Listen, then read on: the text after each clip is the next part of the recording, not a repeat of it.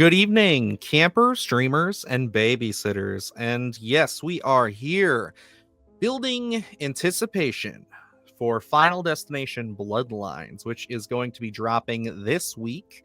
We are pretty much lined up, I guess, to check it out on Thursday, just like I'm sure many of you are.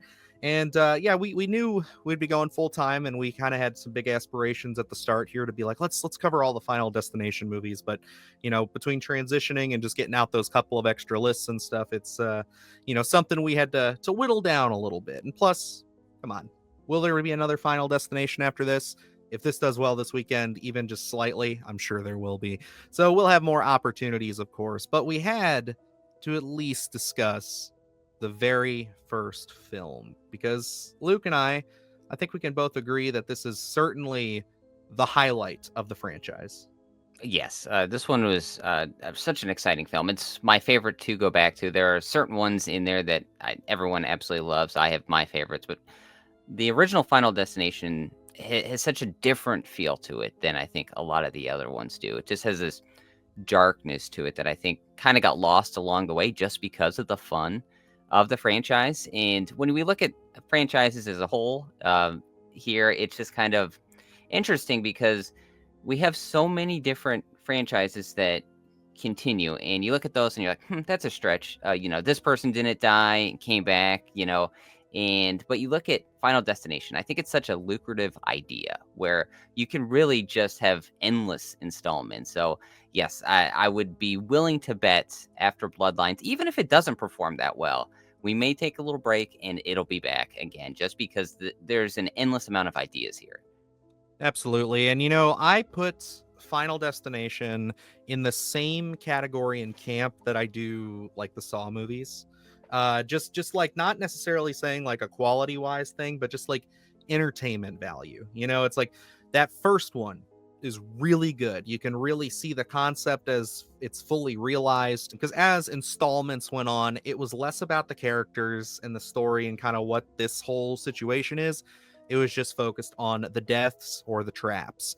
And that's kind of where the franchise kind of went for me. But I had not seen, I think, this entire movie even in its like uncut form. I'm pretty sure the very first time I saw this was like on TV, because that's how I watched all of these except for like 4 and 5. And this was one of those things where for me, I had not revisited this until the pandemic. I watched it, and I remember I like either called you or texted you or something, and I was just like, good Lord, this movie's really good. And like, I could not believe like I had not revisited this, or at least given it that full like watch through as an adult till the pandemic. Like, that was crazy to me, because this movie still to this day, I watched it like a year ago, is still really, really solid. I love how this movie opens and how it's paced. I think it's so great. It's the best one, in my opinion, that sets up the opening. Like, everybody's getting on the plane, everybody's kind of got a little minute to sit with their characters. We kind of get to see this class and the teachers, and it's really well thought out. It's like all the other ones, by my memory, are just, we got to get to these kills, we got to get through this opening premonition, we got to murder everybody, and let's get going. Yeah, this one has such an element of suspense as we're building, even those opening credits. And my introduction into the franchise was actually the second installment. I had seen that first. It was on a bootleg DVD way back in the day.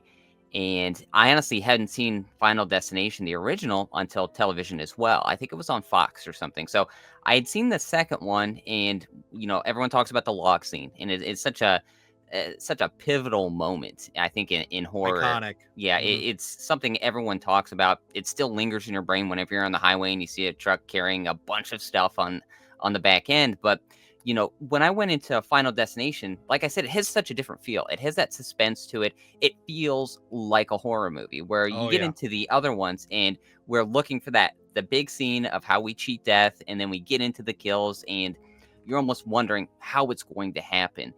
This one, I always feel a little more tense when we get into the actual kills. When we're talking about it, and I really think one of the scenes that I can point to where this has such a different feel than the other ones is Todd's death for me. Where it almost feels, they make the death as almost this supernatural force. It almost has its own presence, where the female teacher looks into, I think it's the kettle, and we kind of see a little specter there. And I don't think we get that in the other ones because it is that kind of fun jokiness. It feels like, okay, how gory is this going to get? How creative are they going to be? But Final Destination, it really encapsulates that tension that we do in a lot of other horror films where we do have a slasher or someone just stalking someone. It has that feel to it that I don't think the other ones have. And that's why I love going back to this one. The other ones, they're fun, kind of just turning on, digestible. And there are a lot of great moments in those, certainly. But this one, it really does feel like it hits those points of a horror film across the board. Agreed. And I would say for me, this movie is, like we said, it's the front runner. It's always great. But I would even say the first three are the ones I always go back to when I really think about Final Destination. I don't know if that's blasphemous or not with the fans, but I always found like 4 and 5, the more modern ones, the 2010 era ones, were like just very like low bar by that point. And I really enjoyed it because like I think like you also still had like people oh my god, well, she's Scott Pilgrim in the third one. She's she's in Die Hard. Mary Elizabeth Winstead. There we Oh, go. yeah. Yeah. Yep. Bear with us, guys. I forgot too. But no, she's in the third one, and it's like, you got Devon Sawa here, so it's like these movies, again, for these first three, they had some pull to them. You know what I mean? They had something that brought some relatively bigger names, even though they were younger, to these films. And then it's like as you go along, we get away from that. And I feel like we don't really have any big names in this one, from what I understand, in this new installment.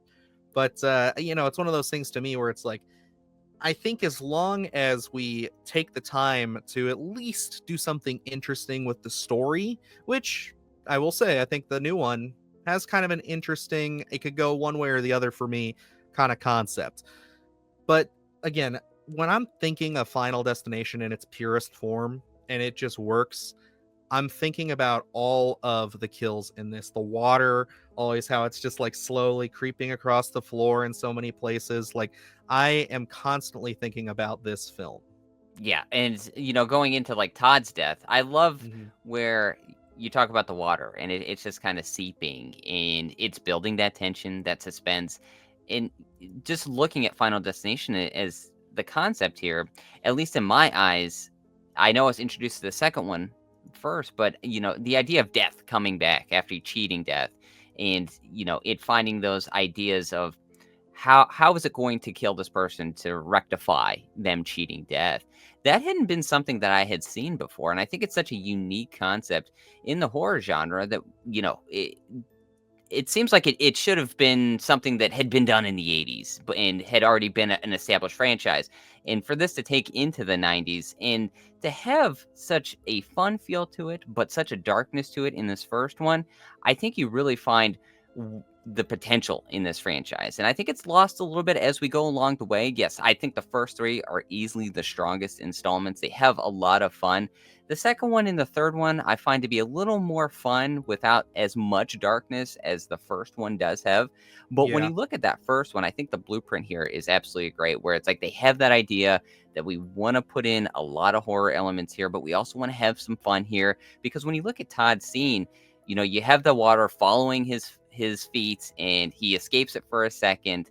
And then finally we have the just wild scene of the string getting wrapped around his neck and what happens in the tub. And then the water seeps back and it's gone. And that's why I feel like this one has that presence of this looming specter. That death is actually a form in this one that we don't get in the other ones. I love those elements to it. And like looking at the opening, it sets that darkness, that tone of just kind of going in when we're being introduced to the credits and all that. And then we're at the airport. And before we even get into the big set piece of what death is going to look like, it really just has a lot of suspense. It almost feels like a slasher film. Yeah, 100%. And I know that's kind of what they were going for at the start here. At least when they like first started making these films, you can see it so well in this one. Because like you bring up Todd's death, I had to flip through the IMDb photos to double check this, but I always think about his eyes. because like Yes. I have to check with myself because little details like that sometimes if something really gets me, I kind of make it worse in my head than it is. But I'm like, no, his eyes were like really like bloody and like kind of Yeah, glazed they over and pop. The everything. vessels pop. Yes, yeah, it's rough, dude. Like it's got a brutality to it that I feel like as we go along we get more cartoonish. The kills in this, like I would say probably, and I'm probably like way underselling it, but I think the most cartoonish death that's still terrifying and I still love is the teacher. Like it's really it's quite a harrowing sequence. So it's one of those things where I always think about that and just how like simple it is. It's like the knives are falling, things are falling over, tipping over. You got to think in these later sequels, if I remember correctly, we're getting to the point where complete bridges are collapsing, and there's like I know it happens, but it's kind of like we're getting out there. The NASCAR thing, with the tires flinging out and smashing people in the stands, it's like these are just people slipping and falling and getting choked or burning or getting hit by things. It's like it's really simple shit. Yeah, and I look at it.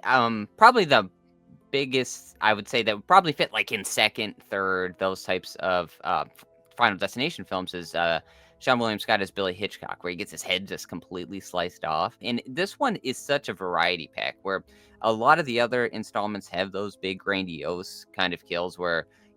I think what is it? The second one where the guy slips on spaghetti and then gets his the stairs take out his eye or something like that. Yeah, no, I And get you there. And then they and have the one that always gets me in the second one is, I think it's is it the second or the third one where the dude goes and chases the pigeons and then yes, gets that's the second one. yeah, Yep, gets that's the second one smashed as by the well. window. He Oh, just gets disintegrated, and absolutely. and that's where it's like some of those they feel like so in depth where you're finding the fun in that Mhm. where it's not as much terror, but even when you look at Billy Hitchcock's death, where it is so simple and such a variety pack of we have some of these dark kills, but then we also have these there's some fun to the darkness, and that's where I think maybe some of the later installments kind of dialed down on more so the fun of the kills, whereas the original Final Destination has such a perfect balance of this is such a true blue horror film, and it has some terrifying sequences in it. That's why I think this one still holds up today. Yeah, and I think that it's definitely a piece of it that's it's I always like feel like I'm really terrible at this because like I don't know, I just have a thing about like the early 2000s, late 90s, kind of the feel and vibe of everything. Just it feels weird to me. But like I this movie has like a 2000s vibe to it, but like in all the right ways. I never feel like, oh, this is so like hitting you across the face. Like they're not playing Smash Mouth during this. You know what I mean? Like that's not happening. And it's like I appreciate that because this does honestly feel, and I know I say this a lot for different reasons, different things, but this is a movie that I can say is slightly timeless to me in that way. It's almost like we're taking that little snapshot, and I love it. It's a comfort horror film for me for sure. Yeah, and this is one where, like you're saying, is it's such a 2000s film. Where the other ones, I feel like they could take place in the later 2000s, and I could totally buy it. Where this one feels like I'm turning this on after I just had a long day playing PlayStation 2 and watched some Jackass, and then now I'm watching Final Destination. I'm easily transported right back into that time period in all the best ways. And every time I turn this one back on, it feels like I'm right back there when I had originally watched this one. Yeah, and I'm gonna just say here too, because I know we glazed over this a little bit, but I did want to mention that when I was looking at IMDb trivia here, I did recall this from I think probably like a breakdown video or something I watched a while ago on these, but it was that this was originally pitched as a concept for an X-Files episode, which was inspired by a movie called Soul Survivors from 1984. Have you seen that movie, Luke? No, I haven't. I don't even think I've heard of it actually. Yeah, now it's IMDb trivia, so take it with a grain of salt. But I'm like, I think that this is something I'd be curious to go back and see and almost do like a comparison kind of thing. Let me know down below if you guys checked out Soul Survivors. Is it very Final Destination esque? I'd be very curious. But yeah, I mean, before we wrap things up and get into final thoughts, I know we can't do without. Luke, what's your favorite kill in Final Destination? Ah, man, I know. Are we talking across the board, or we're just talking the original? The original, the first one. The original, I've talked about it to an extent. It's easily Todd's for me, just because it has that darkness. It has the presence of death in there. I love the bursting of the blood vessels, those tiny details like that.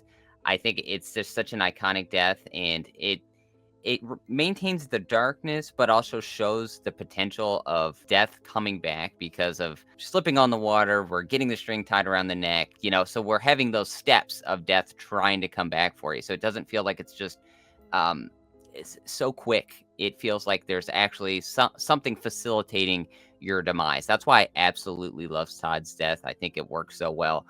So that one is easily going to be mine. It always sticks out in my head. It always makes me uneasy. I love the way Devon Sawa was in his room, and we're kind of figuring out Yeah. if you're paying attention to the details where he gets that little Todd piece after he throws the magazine, where it's like, oh, he's going to be able to, if he can intervene, we can kind of maybe help out here. So I love those ideas of him paying attention to every little detail. And that's another piece to this that you just brought up there before I get into mine, is just that, like, I love that too. So much of, like, it feels like, it has that kind of on the nose nature to it, but I don't know. I feel like the way they execute it here, it feels like, it's not as heavy handed when it comes to those kind of like little hints and clues and things that go along with the premonition to kind of give him direction. It just feels very natural to me here. And I think it's just because, like, they were, it is that kind of thing where it's the first in the franchise, so they feel like they have to be a bit more subtle with it. Again, it comes down to the simplicity of the kills. They didn't feel like they had to, outdo themselves so much. And again, I'm not shitting on, even the 4 and 5 as we go down. Like, all of them, the kills are why I'm there. Like, it's awesome. And I prefer the first 3, but I think that those will always be centerpieces. They'll always be fun, even if Bloodlines is like a big solid turd as far as story goes on Friday. I'm still going to be excited to see what kind of crazy deaths they cook up. So, like, don't take that as me bashing, just the deaths and saying that, oh, the first one's great because they're simple.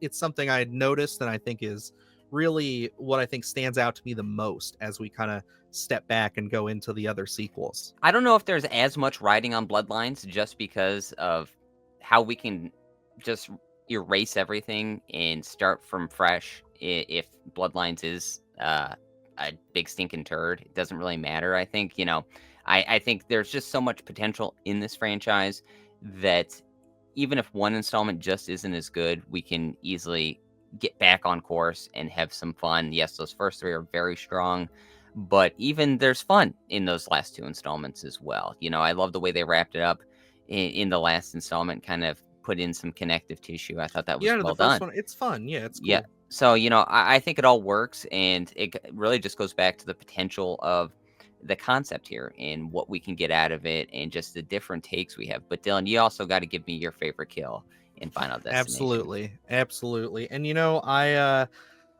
I was really thinking about this when I proposed the question to you, and I was going back and forth on a couple things. Todd's is definitely extremely effective, but when I think of Final Destination and I think of the kills, I mean, this one, it started it all. It's definitely the one that always gets parodied, and it's Terry's death, just getting smacked by was it a bus in this one? Yes, yep. It's Yeah, simple and effective. It's blunt force drama. We're not expecting it, and that's why I think this franchise, especially this installment here, works so well. Where we have those longer sequences with the suspense with Todd, and we have those really abrupt ones of just getting hit by a bus, and we're kind of all just like, "What the hell just happened?" Everyone's coated in exactly. blood. I think this one across the board has such a variety of kills that elicit different reactions from you. And I think, like, the thing about that kill too is, like, it's the one that's always getting parodied. It's done to death in every single thing that ever tries to reference it. And it's like, there's got to be something to say about that. There's something that makes that one iconic. It's that, or it's the log scene that everybody talks about. It's like, yeah, they may not be the hardest hitters, but they're simple. And yeah, it's just, you don't, when you're watching the movie, even though I knew it was coming the first time I watched it, it's still a little bit of a jolt, because it's like, it just fucking, yeah, they just killed a character right then and there, like right in front of you. Like they'd already done it, but it's just like, that's how quick we can do this. It's like, it doesn't always have to be, choking to death or anything. It's just like, yeah, we can just cut it right then and there. And that's like this, I guess, the whole meaning and message of the film, isn't it? The sudden and abrupt nature of death. It's always coming for you. You can't escape it. Always is. Yeah, we're always dying. But I tell you what's not always dying. Clearly not. No, that's the Final Destination franchise. So let us know down below, guys, what you think of the first Final Destination. Feel free. We talked a lot about the franchise as a whole here. So, let us know what you guys feel down below.